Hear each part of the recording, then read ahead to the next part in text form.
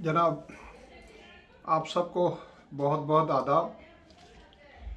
उम्मीद है आप सब लोग ठीक ठाक होंगे।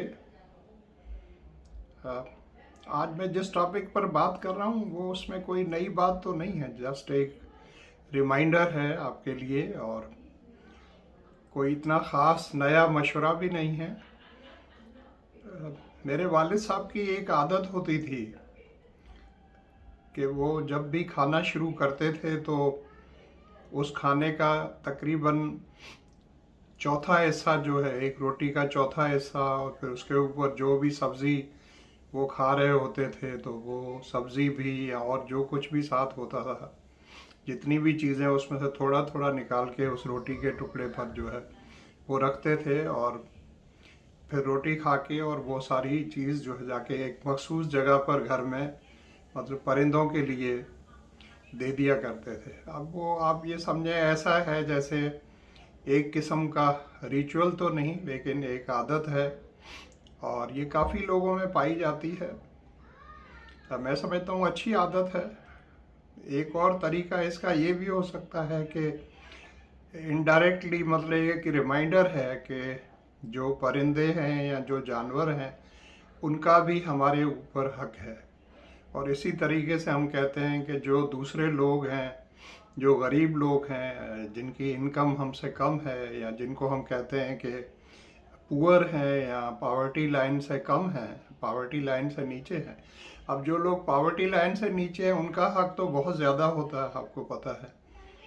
तो जिस तरह हम इंसानों का ख्याल रखते हैं, हमारे सारे जो भी पड़ोसी हैं या जिनको हम जानते हैं या जिनको हम नहीं भी जानते हैं तो उनका ख्याल रखते हैं, तो इसी तरीके से जो परिंदे हैं या जो जानवर हैं उनको भी हमारे रिस्क जो है उसमें से उनका भी कुछ हिस्सा होता है। अब ये कोई नई बात तो नहीं है, लेकिन एक रिमाइंडर के तौर पर।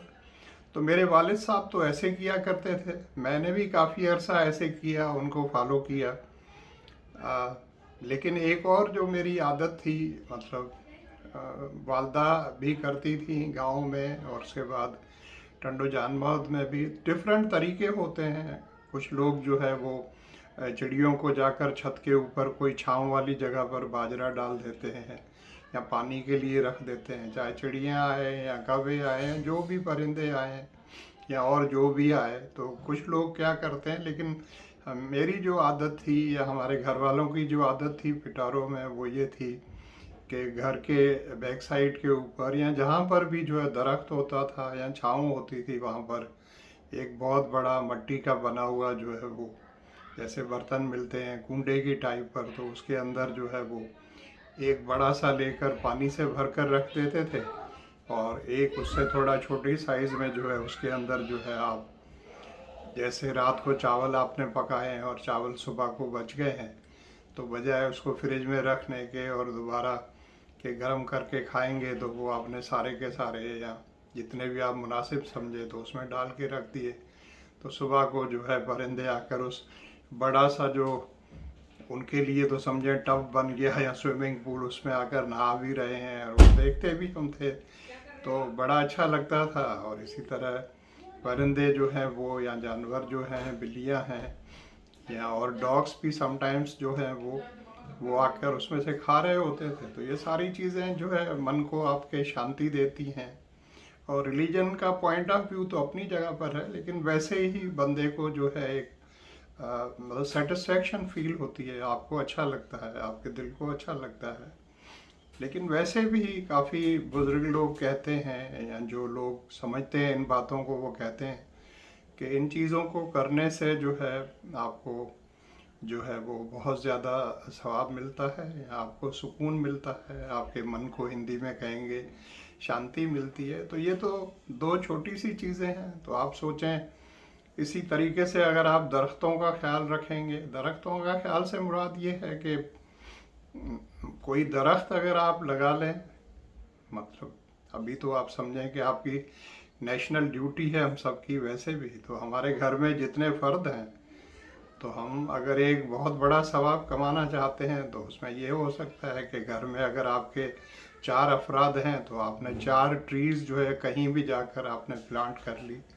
चलें दूर अगर आप प्लांट करेंगे तो फिर उनको मेंटेनेंस का या उस चीज़ का थोड़ी आपको तकलीफ होगी, तो उसका एक ट्रिक ये होती है कि आप उसको जो है वो अपने घर के करीब या अपने घर के बाहर जो है उनको प्लांट कर दें। तो उससे ये होता है कि आप उसको लुक आफ्टर कर सकते हैं, देखभाल कर सकते हैं कि कहीं वो दरख्त जो है जब तक कि वो अपनी जड़ पकड़ न जाएं या बड़ी ट्री में कन्वर्ट ना हो जाएं तो उनके दोबारा ज़ाया होने का ख़तरा होता है। तो उस तरह हम कर सकते हैं। तो दरख्त लगाना तो आपको पता है ऐसे है कि फॉर एवर एक आपका आने वाली जनरेशन्स पर, और वैसे भी जो क्लाइमेट का सारा मामला चल रहा है उसके हिसाब से भी बहुत बड़ा एक नेशनल जो है हमारी ड्यूटी है, तो वो भी हम कर सकते हैं। तो ये छोटी छोटी बातें थी मेरे जहन में थी, मैंने कहा मैं आपसे शेयर कर लूँ।